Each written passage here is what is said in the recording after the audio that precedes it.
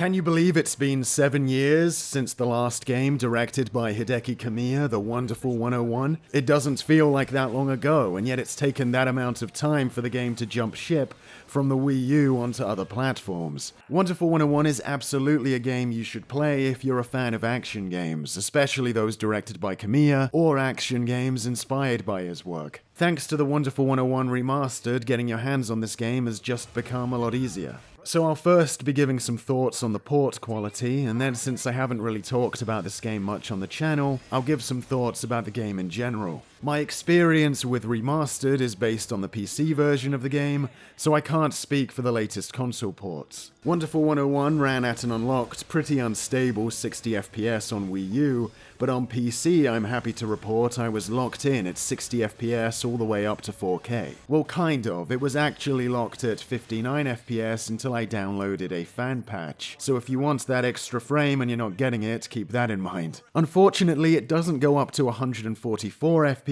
like the Vanquish PC port did. There's probably some technical reason for that, but it's a shame nonetheless. Still, a solid 60 is of great benefit to this game, especially in certain segments like the chaotic Vorkin fights, which really tanked the frame rate on Wii U. I'm running the game off an SSD, so the loading times were significantly faster than on Wii U too. They were so much faster that the little training sequence that boots up when the game loads a level was barely on screen long enough for me to make use of it. I don't think there's a way to pause the load to stay in these training sections either, like in Bayonetta, so it's almost pretty pointless to include them at all in the PC version. Remastered adds orchestrated renditions of the original's key tracks. I really liked these versions, but everyone is going to have their preference, so it's a shame that at present there's no way to pick the version you want to hear during gameplay. The original Wii U release had some split-screen moments where you had to pay attention to both the tablet and TV at once. Now both displays are shown on the TV simultaneously, and you can move around and manipulate the smaller display to be in any position you like. This makes these segments easier since you can see both views side by side. In doing so, perhaps defeating the point of them a little. It's no longer much of a challenge to keep track of both displays. Obviously, this fix feels a little awkward and slapdash, though I don't really see a way around that to keep these segments in the ports. They're the kind of segments that you can imagine probably wouldn't have been included if this game had been originally designed for systems with one screen, especially the way they're now forced to be presented here without a Wii U tablet. Some changes have been made to when you can get certain abilities. I don't like having to unlock Multi-Unite, one of the game's best moves, which came as part of your default moveset in the original. So once again we're presented with an action game design question that still doesn't really have a clear answer. Does locking a valuable move away in a shop make a novice player value it more once they acquire it, making them use it and experiment with it more than if it was given to them by default? Or does putting it in a shop mean that a player might just never buy it and therefore we run the risk of a useful move being completely discarded? Without a clear answer, I guess I can only really call the locking away of Multi-Unite an inconvenience for me and other returning players, but perhaps it's a worthwhile change for newcomers to make them value it more. I can't really say for certain.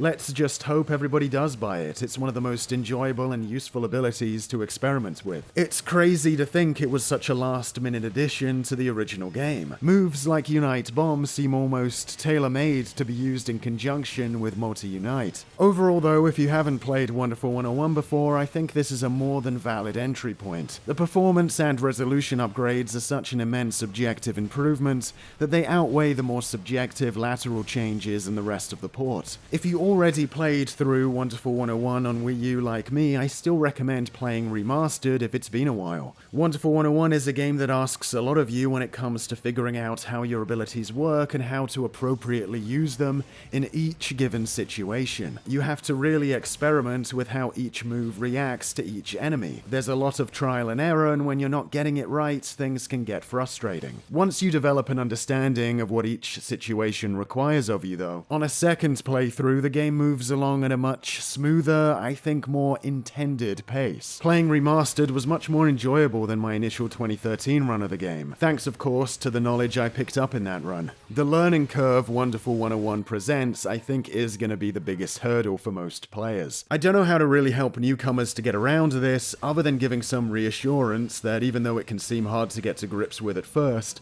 that putting time into this combat system pays off. Once everything clicks, it's going to become a real joy to play around with. Anyway, there's a great deal of love put into the game, and whether you stumble or not, I think anyone will be able to see that. It has a really unique take on an action combat system, but the title doesn't stop there. The experience is filled to the brim with character, extra detail, secrets. There's so much content on offer here. If you've never played before, everything stems out of the Unite Morph system, in which you morph members of your team into your various weapons. The more members you dump into the morph, the bigger and more powerful your weapon becomes. The game builds around that base concept and really pushes it, giving you a vast array of options to consider as the game progresses. Wonderful 101 really takes its core mechanics farther than most games manage in just their first entry. The game has some expert direction too. The way every level plays out as this smaller self-contained arc, with our heroes starting on the back foot, the odds against them. Then you reach the end level boss fight and the challenge is presented as insurmountable until the heroes fight back long enough for the music to start ramping up, the tables turning, and then boom, the impossible is accomplished with a climactic final blow. Every stage of this game ends in a moment that could have been the defining moment of an entire game, but here events on that level just keep happening over and over. For better and for worse, Wonderful 101 represents Kamiya and his proclivities at their most unrestrained. You get an amazing, intricate combat system to explore and dig deep into,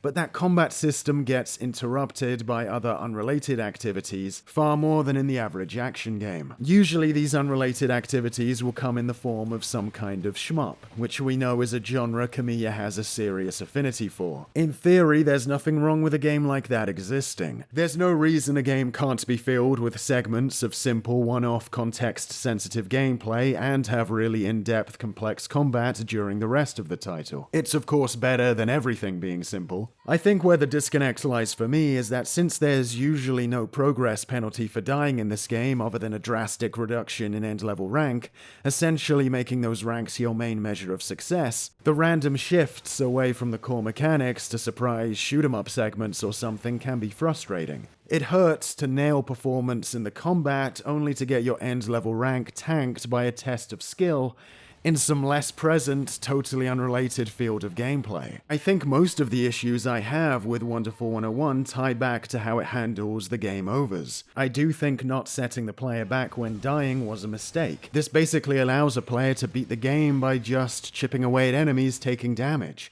without fully understanding what they could or should have been doing to get through efficiently and unharmed. Since they'll never be asked to take on an enemy again from the top and rethink their ill-advised strategy. That lets that player see the whole game, but at what cost? If they're not taking in the joys of putting two and two together, absolutely dominating an enemy with quick use of the Wonderliner to produce the right tools at the right time, etc., if they just tripped through the whole thing, well, they probably didn't have a great time playing, even if they made it to the end. In terms of style and tone, the game nails what it's going for. Fun characters, funny moments, an endearing, cute aesthetic that really works well in conjunction with the ridiculous Unite Morph gameplay. It's not my ideal style and tone for an action game, but I could see that for other people it totally could be, raising the chances of it becoming a favorite for them more than the great combat might already. In a short form video, it's pretty much impossible to fully describe the intricacies of this game. Maybe it'll be worth doing a full video on the main channel one day to really get in depth. For now though, I just wanted to report that this port of Wonderful 101 is absolutely worthwhile for both new and returning players. And yeah, the finale of the game is legendary.